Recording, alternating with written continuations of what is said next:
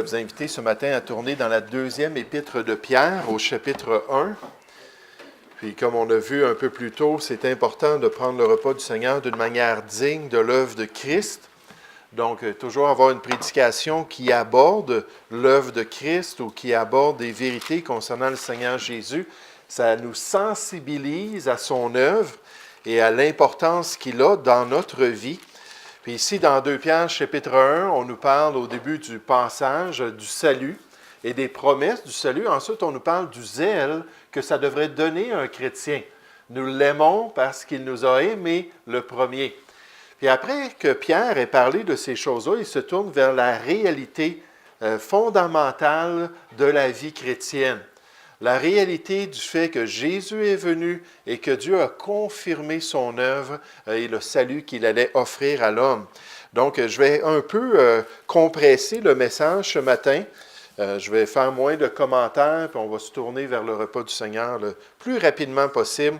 Mais dans 2 Pierre, chapitre 1, à partir du verset 12, on nous dit « Voilà pourquoi je prendrai soin de vous rappeler ces choses. » Là, Pierre vient de parler du salut, des promesses du salut et du zèle du chrétien. Il dit, je vais toujours vous rappeler ces choses, bien que vous les sachiez et que vous soyez affermis dans la vérité présente. Et je regarde comme un devoir, aussi longtemps que je suis dans cette tente, aussi longtemps que je suis dans mon corps sur cette terre, de vous tenir en éveil par des avertissements. Car je sais que je la quitterai subitement, ainsi que notre Seigneur Jésus-Christ me l'a fait connaître concernant son supplice. Mais j'aurai soin qu'après mon départ, vous puissiez toujours vous souvenir de ces choses. N'est-ce pas merveilleux lorsqu'un pasteur quitte le ministère, lorsqu'un pasteur peut-être meurt ou lorsqu'il prend sa retraite, il n'y a jamais de retraite réellement du ministère chrétien, mais qu'il change peut-être de ministère et qu'il puisse dire, je sais que vous allez pouvoir toujours vous rappeler de ces vérités à cause de l'enseignement qui vous a été donné. Verset 16. Ce n'est pas en effet en suivant des fables habilement conçues que nous vous avons fait connaître la puissance et l'avènement de notre Seigneur Jésus-Christ, mais c'est comme ayant vu sa majesté de nos propres yeux. Car il a reçu de Dieu le Père honneur et gloire, quand la gloire magnifique lui fit entendre une voix qui disait « Celui-ci est mon Fils bien-aimé, en qui j'ai mis toute mon affection. » Et nous avons entendu cette voix venant du ciel lorsque nous étions avec lui sur la sainte montagne, la montagne de transfiguration. Et nous tenons pour d'autant plus certaine la parole prophétique, à laquelle vous faites bien de prêter attention, comme une lampe qui brille dans un lieu obscur, jusqu'à ce que le jour vienne apparaître et que l'étoile du matin se lève dans vos cœurs. Sachez tout d'abord vous-même qu'aucune prophétie de l'Écriture ne peut être un objet d'interprétation particulière ou singulière, car ce n'est pas par une volonté d'homme qu'une prophétie a jamais été apportée, mais c'est poussé par le Saint-Esprit que des hommes ont parlé de la part de Dieu. Le titre de mon message ce matin, c'est « Les fondements du salut biblique ». Les fondements du salut biblique. Puis juste avant de regarder ça, on va demander au Seigneur de nous bénir ensemble puis de vraiment parler à nos cœurs. Prions, s'il vous plaît. Ô Père Céleste, on veut vraiment te louer pour ta fidélité. Seigneur, on veut te louer parce que tu nous dis que lorsqu'un homme, lorsqu'une femme, lorsqu'un enfant te craint sincèrement à cause de l'œuvre du Saint-Esprit dans son cœur, que tu vas lui montrer la bonne voie à choisir. Et Seigneur, tu voyais Mme Tremblay, tu voyais Geneviève dans tous ces émois spirituels, dans tous ces soubresauts, alors qu'elle cherchait à faire ce qui est bien, alors qu'elle cherchait à mettre en pratique ta parole, mais qu'elle n'avait pas la nouvelle vie encore. Seigneur, merci pour cette repentance que tu as produite dans son cœur. Merci pour ce moment où elle s'est humiliée devant toi et que tu lui as donné la nouvelle vie. Et merci, Seigneur, dans notre passage, que nous voyons les fondements de ce salut que tu nous as donné, cette réalité de la venue de Jésus-Christ dans ce monde et de cette voix qui s'est fait entendre aux oreilles des disciples, selon laquelle, Seigneur, c'était ton Fils que toi, tu avais envoyé. Ô Seigneur, ces réalités historiques, personne ne peut réellement les nier s'ils sont sincères. Et pour nous, en tant que chrétiens, ça fait juste nous affermir dans ta foi, à chaque année alors qu'on considère la venue de notre Sauveur. Bénis ce temps, dispose nos cœurs pour prendre le repas du Seigneur. Dans un instant, nous te prions au nom du Seigneur Jésus. Amen. Mais les fondements du salut. Puis juste avant d'arriver aux fondements du salut, aux réalités historiques, Pierre parle du fait que c'est important pour les chrétiens d'avoir des rappels. C'est important pour les chrétiens d'entendre des vérités de la parole de Dieu pour que les choses de base soient établies. Lorsque quelqu'un accepte le Seigneur dans notre assemblée, je lui offre de faire une quinzaine d'études de base sur toutes sortes de sujets comme qu'est-ce que c'est le repas du Seigneur? Pourquoi est-ce qu'on devrait se faire baptiser?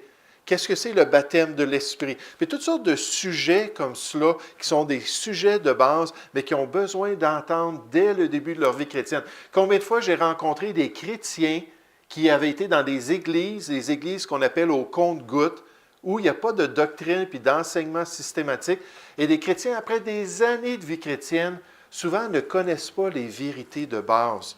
Puis comme c'est triste de ne pas enseigner tout le conseil de Dieu et de ne pas former les chrétiens dans toutes les choses que le Seigneur leur commande de faire. Mais ici, dans notre passage, on voit qu'il faut avoir ces enseignements-là. C'est une grande responsabilité de l'Église de répéter les vérités jusqu'à temps que ça fasse partie de notre conscience, jusqu'à temps que ça soit vraiment, si on pourrait dire, là, écrit dans notre cœur, pour qu'on puisse suivre la volonté de Dieu. Verset 12, « Voilà pourquoi je prendrai soin de vous rappeler ces choses.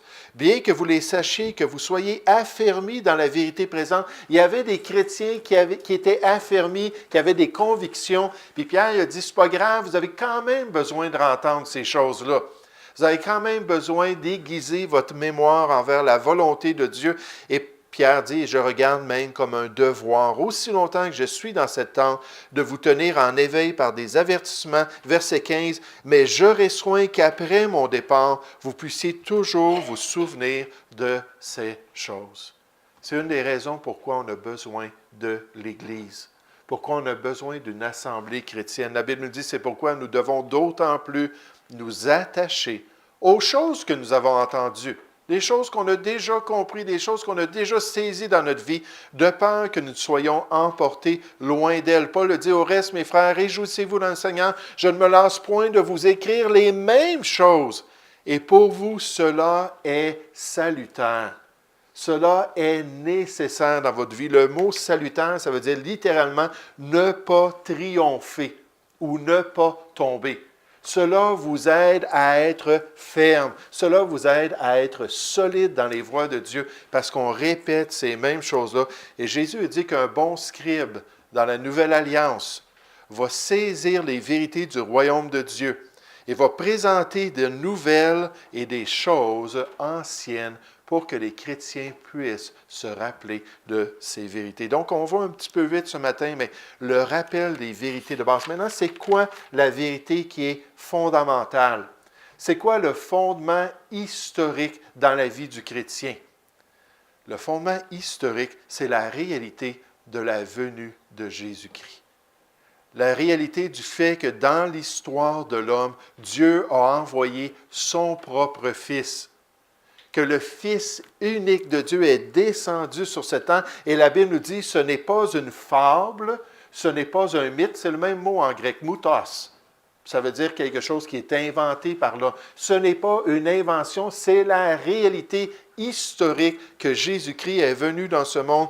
Pierre dit au verset 16, ce n'est pas en effet en suivant des fables ou des mythes habilement conçus que nous vous avons fait connaître la puissance et l'avènement de notre Seigneur Jésus-Christ, mais c'est comme ayant vu sa majesté de nos propres yeux. Et on a le témoignage dans le Nouveau Testament de personnes qui ont côtoyé le Seigneur Jésus. Des témoins dignes et certains du fait qu'il est venu ici-bas. Et des fois, on va quand même entendre des gens, des soi-disant érudits, comme cet homme-là. Juste un auteur qui disait ça, on va sauter ça. Cet homme-là, Christopher Hitchens, qui est un auteur anglais de l'Angleterre. Il parle sur toutes sortes de sujets. Il se dit un spécialiste de la Bible. Et il dit, c'est clair que Jésus-Christ n'est pas un personnage historique. Ça, c'est vraiment une position qui est extrême. C'est une position désespérée. Parce que lorsqu'on regarde des règles de la méthode historique, on regarde qu'il y a plus d'attestations de la venue du Seigneur Jésus ici-bas qu'à peu près n'importe quel autre personnage. Si on rejette que Jésus est venu sur cette terre, je suis désolé, Alexandre le Grand, il doit prendre le bord. Si on rejette que le Fils de l'homme a déjà vécu et marché sur cette planète, je suis désolé, Cléopâtre, on ne peut pas y croire. Il faut la mettre de côté. Jules César et tous les grands personnages de l'histoire, on devrait les rejeter parce qu'il y a plus d'attestations du fait que Jésus-Christ, c'est un personnage historique. C'est le fondement de notre foi, que le Fils de Dieu est venu. Nécessairement qu'il a vécu une vie parfaite, qu'il a été rejeté par les siens, qu'il est mort, qu'il est ressuscité des morts. Et il y a tellement d'attestations à tous ces faits-là que le chrétien peut avoir une grande assurance. Ce matin, je voulais prendre le temps de parler un petit peu des règles historiques, puis vous montrer que quand il y a beaucoup de témoins, vous montrer quand ces témoins-là sont proches des événements dans le temps, et non seulement dans le temps, mais aussi d'une manière géographique, quand ils ont habité à la même époque et dans la même région, et qu'ils ont un témoignage impeccable, au point même d'être prêts à mourir pour la réalité de ce témoignage-là, qu'ils ont vu le Christ et que Jésus a changé leur vie. À ce moment-là, c'est des gens qui ont vraiment toute une base sur laquelle on peut se fier. Mais donc, cette réalité-là dans l'histoire de l'homme, le rappel des vérités de base pour le chrétien, c'est nécessaire. « Ah, je l'ai déjà entendu, cette histoire-là de Samson. » Oui, mais peut-être que tu n'as pas compris l'histoire de Samson. Ah, j'ai déjà entendu le récit des évangiles. Oui, mais peut-être que tu n'as pas saisi certains des éléments. Puis tu as besoin encore de rentendre ces choses-là continuellement. Puis vous savez, c'est pour ça que je fais un culte. C'est pour ça que je lis la parole de Dieu, puis je me présente devant Dieu à chaque matin, par la grâce de Dieu. Puis encore une fois, je vais terminer la Bible une autre fois. C'est ma 30e année là, que je lis la Bible. Puis je vais terminer la Bible une autre fois. Puis pourquoi est-ce que je veux encore m'exposer à toutes ces vérités-là que je connais par cœur, que j'ai mémorisées? Pourquoi? Parce que Dieu continue à me parler, continue à m'affermir. Et il veut me rendre inébranlable dans ses voies. Mais l'importance de ces rappels, ce fondement historique, Pierre, il dit, ce n'est pas des fables. Ce n'est pas des inventions humaines. On était là. Dans 1 Jean, il dit, on a mangé avec lui, on l'a côtoyé, on l'a touché. Il était là parmi nous. Et à travers l'histoire, il n'y a pas un événement plus merveilleux que la venue du Sauveur sur cette terre. Mais maintenant, pour terminer, Pierre rappelle que dans le témoignage important pour nous aider à comprendre le plan de Dieu, il y a toujours la parole prophétique. Il y a toujours la parole prophétique. Puis là, je sais qu'en parlant de la parole prophétique, je touche à un sujet des fois qui choque les gens. Parce qu'il y a des chrétiens qui partent avec les prophéties de la parole de Dieu, puis ils font dire à la Bible à peu près n'importe quoi. Ils ne comprennent pas le plan prophétique de Dieu, ils ne comprennent pas ce que le Seigneur a prédit. Puis là, ils disent toutes sortes d'affaires, puis des fois, ça fait des querelles entre chrétiens. Des fois, c'est des sujets de division, même au niveau des assemblées. Est-ce que Jésus va revenir au milieu de la tribulation, avant la tribulation, à la fin de la tribulation? Toutes ces positions-là, puis là, les gens se chicanent toutes là-dessus. Bien, vous savez, la prophétie biblique, ça n'a pas besoin d'être un sujet de discorde. Mais ça a besoin de faire partie de ce qu'on étudie. 8300 versets dans la parole de Dieu ont été donnés d'une manière prophétique.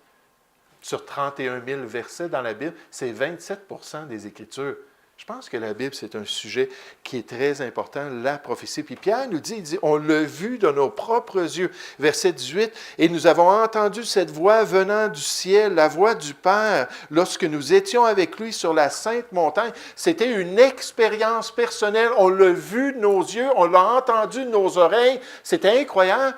Mais il dit, mais savez-vous, à travers tout ça, il y a quelque chose d'autre qui peut, si vous n'étiez pas avec nous sur la montagne, après tout, il était seulement 3 des 12, n'est-ce pas? Pierre, Jean et Jacques qui étaient avec Jésus. Mais il dit, si vous ne l'avez pas eu, cette expérience-là, si vous l'aimez sans l'avoir vu physiquement, si vous le servez sans l'avoir côtoyé comme nous, il y a une autre base qui peut vous encourager à suivre le Seigneur. Puis il dit au verset 19, « Et nous tenons pour d'autant plus certaine, d'autant plus stable et solide la parole prophétique à laquelle vous faites bien de prêter attention. En tant que chrétien, il faut passer du temps dans la parole de Dieu, mais en tant que chrétien, il faut investir aussi de l'étude dans les passages prophétiques. Il ne faut pas craindre les textes eschatologiques de la Bible, parce que Dieu, dans ces passages-là, nous donne une bonne perspective de ce qu'il s'apprête à faire pour le chrétien. Quand j'ai fait la série sur le livre de l'Apocalypse à notre petit institut, j'ai tout de suite cité Apocalypse chapitre 1 au verset 3, qui dit « Heureux », le livre de l'Apocalypse, ça commence avec une bénédiction. « Heureux ou béni celui qui lit et ceux qui entendent les paroles de la prophétie et qui gardent les choses qui sont écrites, car le temps est proche. » Puis Dieu dit, prenez du temps, retenez ce que je vous ai prédit. Non seulement j'ai parlé qu'un jour Jésus allait venir une première fois comme l'agneau de Dieu pour ôter le péché du monde, mais là je vous ai parlé que Jésus va revenir une autre fois comme le lion de la tribu de Juda pour régner sur ce monde, avec une verge de fer. Puis là, ça va être de la justice sociale. Là, ça va être une autorité absolue sur l'être humain pendant son règne. Puis il dit, rappelez-vous de ces vérités. Dans le chapitre 22, on dit la même chose. Jésus dit, et voici, je viens bientôt en parlant de son second retour. Heureux ou béni celui qui garde les paroles de la prophétie de ce livre. Pour pouvoir tout au long de sa vie pouvoir dire, Amen, viens, oui, viens, Seigneur Jésus. Parce que notre bienheureuse espérance, on le prend à cœur. On s'attend à ce que Jésus va revenir bientôt. On veut s'assurer, 1 Jean 2, 28, d'être debout, ne pas avoir honte lors de son retour. On veut s'assurer, 1 Jean 3, 3, d'être pur comme lui-même est pur. Et lorsque la trompette va sonner, lorsque la voix de l'archange va se manifester, lorsque Dieu va dire « monte », on veut être en bonne communion avec lui. Ça, c'est les fondements qu'on voit dans ce passage-là. Rapidement, on a vu ce rappel des vérités de base. C'est important d'apprendre les mêmes vérités, d'être affermi dans la vérité présente. Deuxièmement, on voit le fondement historique. On l'a vu de nos propres yeux. Ils étaient des témoins oculaires de la réalité de la venue de Jésus. Ce n'était pas une fabrication. Juste en passant, ce n'est pas au 4e ou au 5e siècle que ces choses-là ont été inventées, comme certains proposent aujourd'hui. Non, au 1er siècle, les gens étaient présents et ils ont été témoins de ces choses, ces vérités. Puis nécessairement, on peut étudier la parole de Dieu. Puis regarder toutes les promesses et les alliances que Dieu a faites. Puis se rappeler des événements qui s'en viennent bientôt. Le Seigneur va revenir. Puis il dit, mais jusqu'à ce que je vienne, je vous demande une chose importante dans l'Église, de pouvoir parler de mon corps qui a été brisé et du sang que j'ai versé pour votre vie.